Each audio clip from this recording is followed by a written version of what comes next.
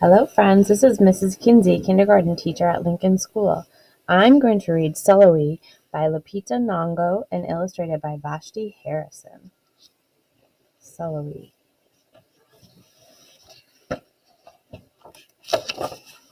Sulwe. Sulwe was born the color of midnight. She looked nothing like her family, not even a little, not even at all. Mama was the color of dawn, Baba the color of dusk, and Mitch, her sister, was the color of high noon. Hardly anyone at school looked like her either. People gave her sister Mitch pet names like Sunshine and Ray and Beauty. People gave Sulwe names like Blackie and Darky and Night. Sulwe felt hurt every time, so she hid away while her sister made lots of friends. Sulwe dreamed of being the same color as her sister. She wanted real friends too.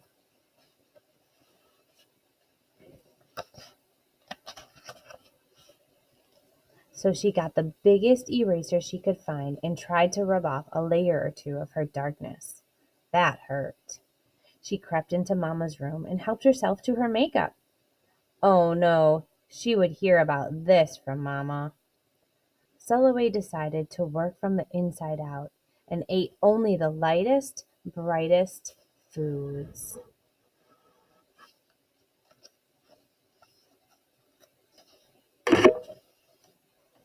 With a stomach ache, she went to bed early and turned to God for a miracle. Dear Lord, why do I look like midnight when my mother looks like dawn? Please make me as fair as the parents I'm from.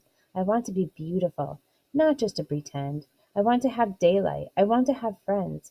If you hear me, my Lord, and would like to comply, may I wake up as bright as the sun in the sky? Amen. When Mamma came in to wake her for school the next morning, Sulwe rose to find not a trace of daylight in her midnight skin. Sulwe told Mamma everything.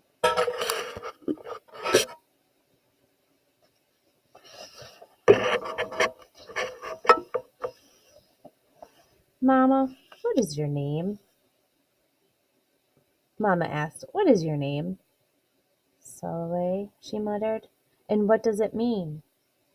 Star, she whispered. Brightness is not in your skin, my love. Brightness is just who you are. As for beauty, Mamma said, rubbing Sulwe's stomach the way she always did to comfort her, you are beautiful. Sulwe sighed. Well, you are beautiful to me, but you can't rely on what you look like to make you feel better, my sweet. Real beauty comes from your mind and your heart. It begins with how you see yourself, not how others see you. Now up you get and out you go.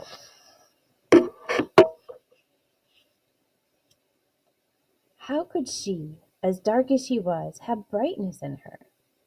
How could she have beauty when no one but her mother seemed to see it?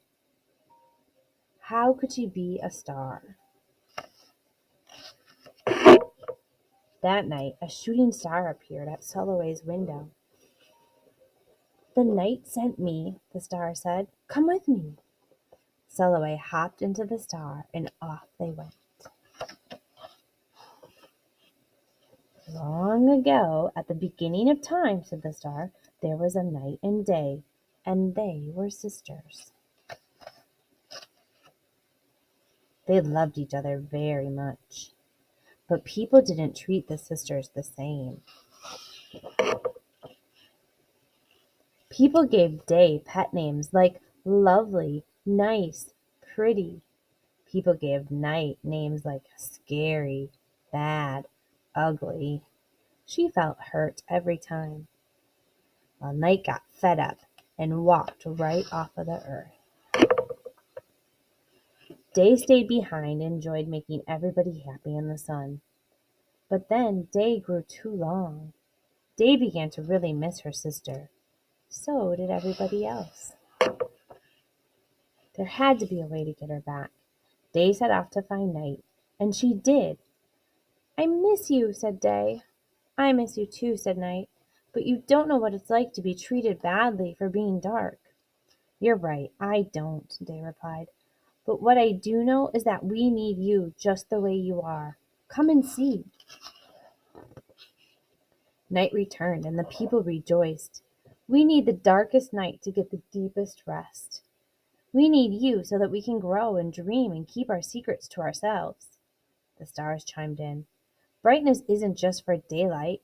Light comes in all colors, and some light can only be seen in the dark. While day had a golden glow with night, everything had a silver sheen, elegant and fine. Day told her sister, when you are darkest is when you are most beautiful. It's when you are most you. Could it be that night did not need to change? Not even a little? Not even at all?